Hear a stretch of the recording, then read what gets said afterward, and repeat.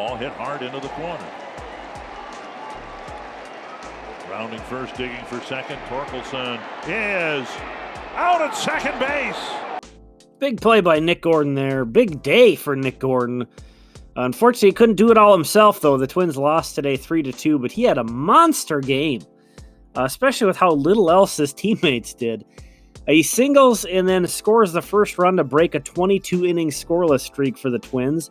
And then he doubles to drive in the go-ahead run.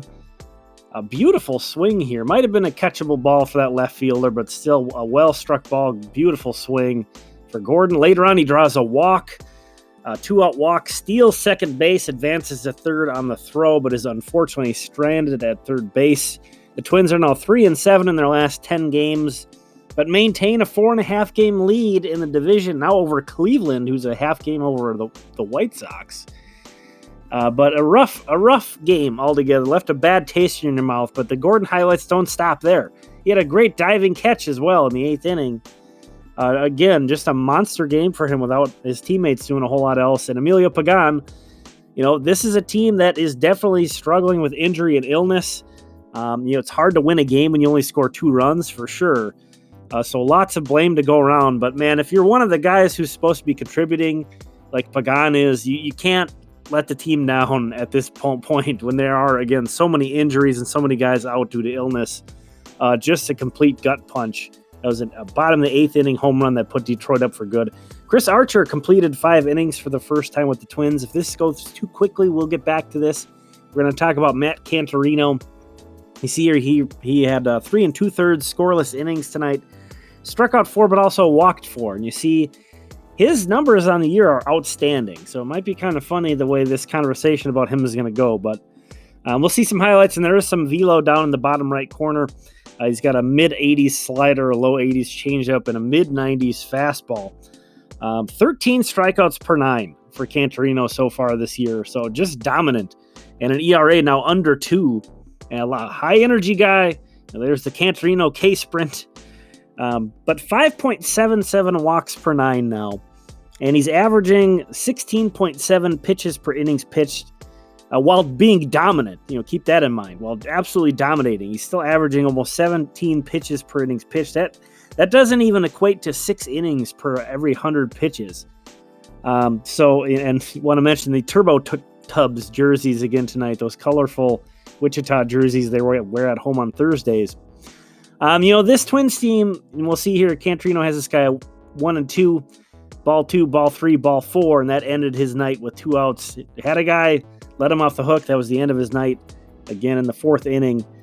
I think we hit the easy button and let him be a reliever and kind of fast-track him to the Twins and let him help the Twins as maybe a multi-inning reliever.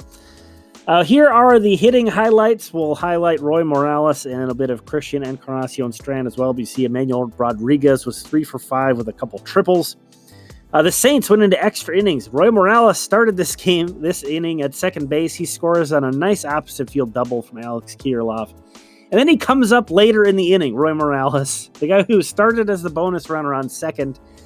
And he hits one over this 15-foot wall in center field that's 400 feet away for his first home run of the year, a grand slam to cap an 8-run top of the 10th inning for the Saints and put them up 12-4 in extra innings. I don't know, can't say I've ever seen that before. But Roy Morales, a 26-year-old catcher, his second year in the system. Christian Encarnacion-Strand, I do want to show this because I feel like I've been picking on Austin Martin quite a bit for his errors, but Encarnacion-Strand has 14 errors himself. That was in the bottom of the 4th inning. He comes up here in the top of the 5th inning, basically the very next opportunity he has to make good, and the first pitch he sees, he absolutely obliterates, just crushes this. This is another stadium that has an oddly high wall. But Encarnacion-Strand, that is his 9th home run of the season. Again, just absolutely tattooed that ball. So, some defensive questions popping up for him at third base, but there's no questioning the bat. This guy's an absolute monster out there. As for the Twins, they're going to be heading to Toronto next. But I want to thank Super Supporter Sal. Thank you so much for the super thanks. And here's everybody who's either given me a super chat or a super thanks, basically donating to the channel. If you'd like to do so yourself, there's that thanks button below. And this is a preview of the screen that'll pop up. It is a one-time donation, so it's not a recurring thing or anything like that. But again, as promised, we're going to take a look back at the pitching lines. Another one I want to mention, Marco Raya did get beat around a little bit tonight. But, staying healthy, keeps pitching as a 19-year-old guy. That's kind of the important thing for him, that he just keeps going out there, really. And here's one more look at the hitting performers. As you see, Keone Cavaco hit his second home run of the season.